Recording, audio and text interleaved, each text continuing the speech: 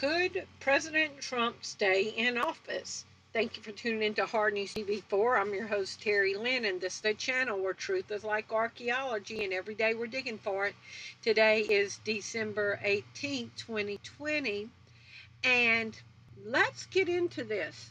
So this first article is from December 16th from WND.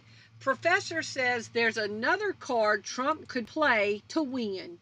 What we can say is that it isn't over yet. Now, this first article I'm using to build on to show you what's happening today. President Trump had another card to play after the Supreme Court rejected the Texas lawsuit he called the big one, contends a George Mason University political science professor.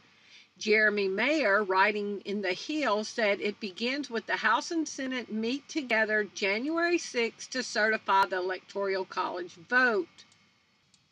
If one member of the House and one member of the Senate challenge any state ballots, the chambers must meet separately and vote on the challenge. Given that 126 members of Congress signed on to the Texas lawsuit to overturn Joe Biden's victory, and that many GOP senators have not accepted Biden as the president-elect, some states are going to be challenged.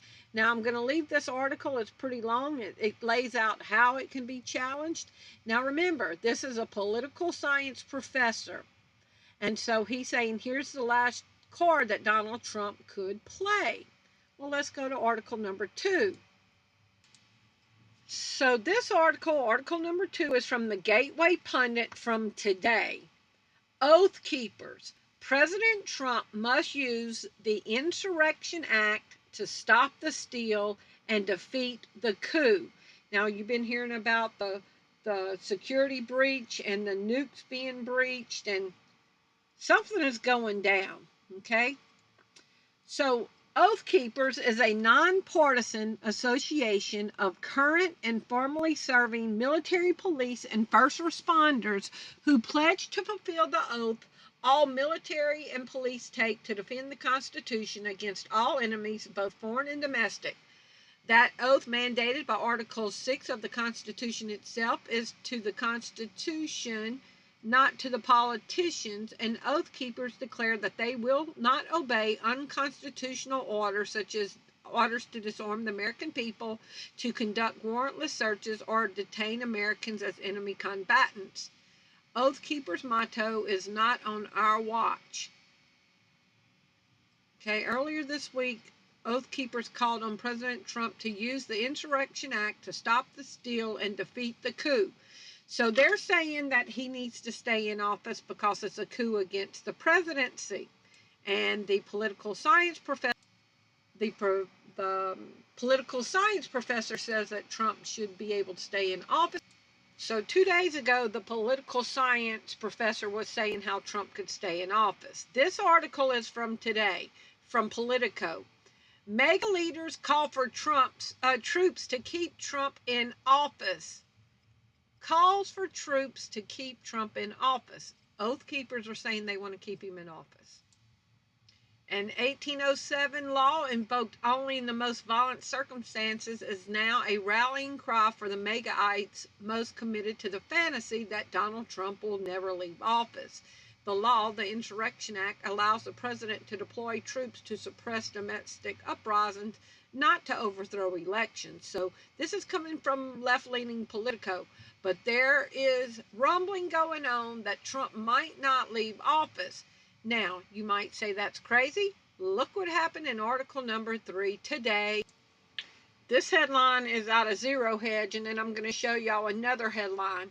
Pentagon abruptly halts Biden transition briefings, leaving officials stunned. So, the incoming president is supposed to be getting briefed by, the Department of Defense and the Pentagon, let them know the condition of the world and all that. And so last week, I think it was, they gave Biden's team access to it. Now, today, they abruptly halt the transition briefing. Breaking big. Pentagon halts Biden transition defense briefings. Biden team caught off guard. The Pentagon discontinued briefings with the Pentagon transition team on Friday morning. Axios reported Acting Defense Secretary Chris Miller ordered a Pentagon-wide halt to cooperation with the transition of President-elect Biden, shocking officials across the Defense Department. Senior administrative officials tells Axios. Behind the scenes, a top Biden official was unaware of the directive. So something big is about to happen today. Let's keep going to article number 4. So I'm sure you've all seen Mike Pence get his vax today. Well, look at the headline. This is from MSN News. Mike Pence, U.S. Vice President, has COVID vax live on TV to quiet the anti-vax row. To quiet our mouths. To show us that even the Vice President's going to do it. So it's a psyop. It's a photo op. It's political theater. He gets it done on TV to shut us up. U.S. Vice President Mike Pence has been given the virus vax on live television in a bid to boost public support for the vax as U.S. death caused by the virus topped 3,000 for a third straight day. So it didn't say to ensure his safety, to ensure he could carry out his duties, to ensure that he doesn't die, but it's to quiet the people in a bid to boost public support for the vax and to keep us quiet, to sell us the big lie. So while they use Vice President Pence to get out there and show us, look, roll up your sleeve and get it done, to manipulate us, to quiet us, to build support for it, look at number 5. Michigan Governor Gretchen Whitmer, isn't that her name? Governor Gretchen Whitmer uses Santa Claus Zoom call to tell kids not to visit their families at Christmas. Okay? So she's going to use Santa Claus in her propaganda political theater to get to little kids' minds, to mentally manipulate them. Michigan Governor Whitmer used a Zoom call involving Santa Claus and scripted questions from children to push the message that families should not visit each other over the Christmas holiday. Yes, really. When I'm in my workshop with all my elves, we are all masked up. Well, guess what, Santa Claus? You're not real, just like this damn virus. Oh, I'm sorry. Hold on. And look, it's not just Whitmer.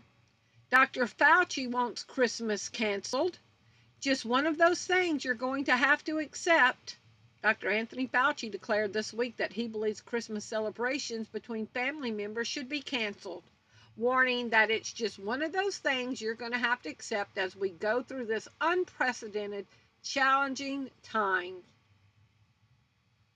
He said Fauci made the comments in an interview with Washington Post, noting that over the holidays, I'm going to be with my wife, period.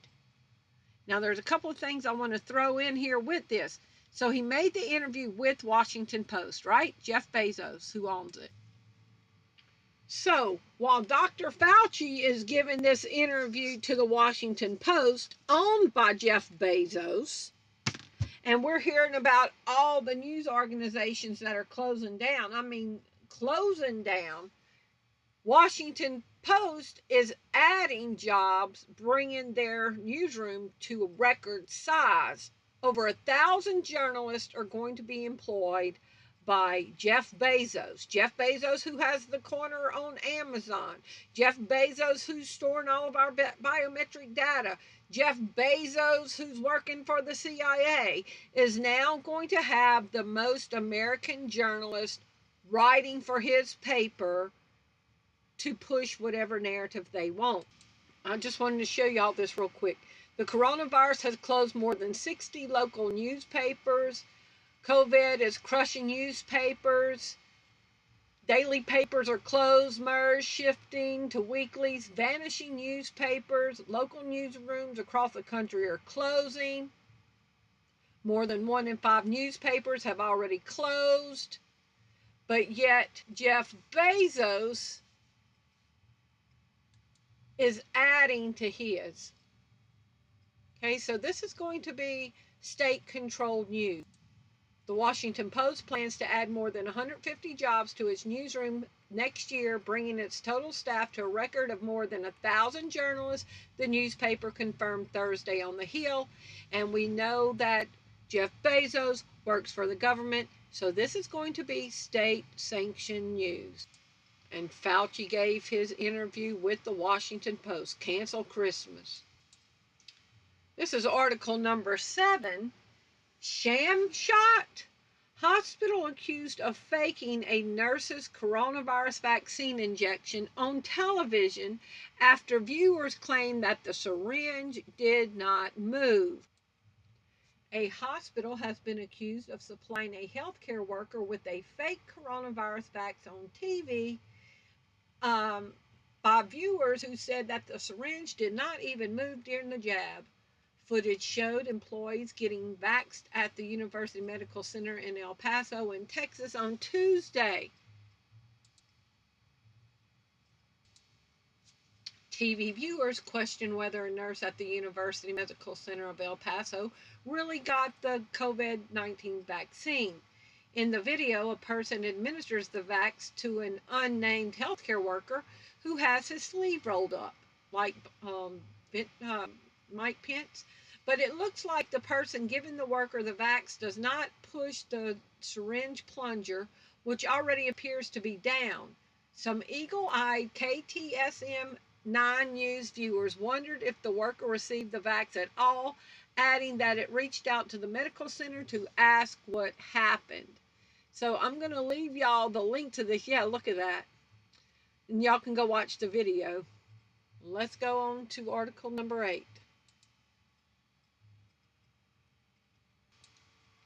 So while Washington Post is adding more journalists and going to control the narrative, this is from yesterday, Life with Big Brother.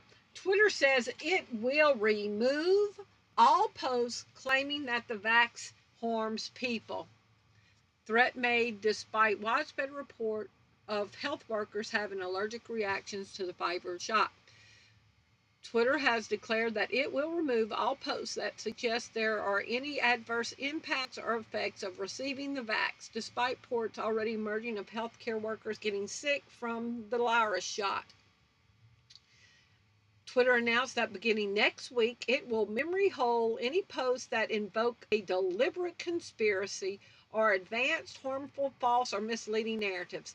So our free speech is about to get more and more oppressed. Now let me show you 2 articles about the vaccine. This is from yesterday. A Tennessee nurse passes out on camera minutes after taking the virus vax. Is that how y'all want to look? Critical care nurse Tiffany Dover at CHI Memorial Hospital in Chattanooga, Tennessee, was having a lucid discussion with WRCB-TV following her vax when she became visibly impaired, holding her hand to her head and swaying. So she then apologized to the news crew, turned away from the camera, and fainted. 10 minutes after the shot, she became lightheaded and passed out while speaking with us. Really? But Twitter's going to memory hold these stories, so we can't talk about it anymore. So y'all need to archive this. So that was in Chattanooga, Tennessee. This article is from December 16th. Alaskan has allergic reaction after getting Pfizer virus vaccine. An Alaskan health worker had a serious allergic reaction after getting the Pfizer BioNTech coronavirus virus vax, but is now stable, public health authority said on Wednesday. So we covered a couple of other reactions in a video yesterday, but Twitter's not going to let you talk about it anymore. What other platforms are going to not allow you to talk about this anymore? Because remember, Mike Pence got his on live TV to make us be quiet and go along to get along. Let's go to article number 9. This article is from yesterday. Who wants to be a guinea pig? This is article number 9. Who wants to be a guinea pig? Health workers balk at the vaccine.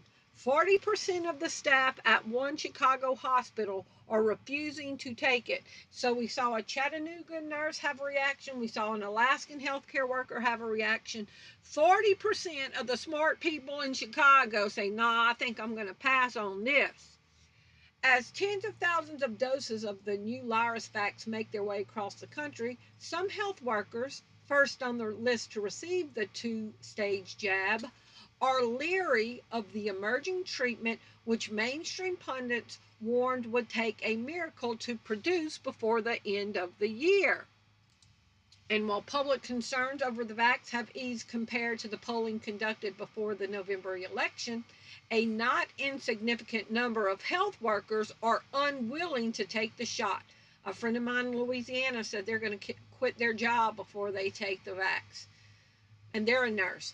Perhaps they're concerned about taking the fastest vaccine developed in Western history, developed to treat a mysterious new virus which primarily kills the elderly, though can have lasting effects on people of all ages.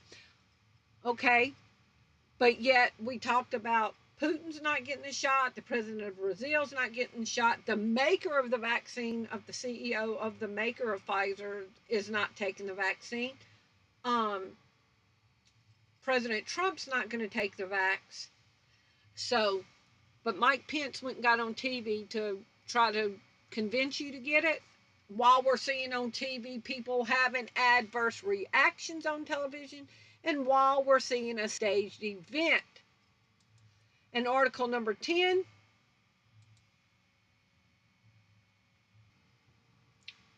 This is coming out of the UK. UK Home Security Secretary encourages neighbors to snitch on each other for breaking the COVID rules. UK Home Security Petri Patel has encouraged, why do I keep saying security? UK Home Secretary Petri Patel has encouraged neighbors to snitch on each other to police if they see others violating COVID rules over the Christmas period. We're hearing from every state, every country, every county, people setting up snitch lines. I mean, so if they want you to tell that people aren't socially distancing, if they want you to call and tell because people aren't wearing a mask, don't you know they're going to want you to call and tell on people who are saying they won't take the vax? This sweet little demonic woman says, any individual that saw any laws being broken would take that upon themselves. If I saw someone flouting coronavirus regulation and the law, of course I would look to inform the police about that. Does she even have a mask on? Somebody call the hotline and tell on this little woman.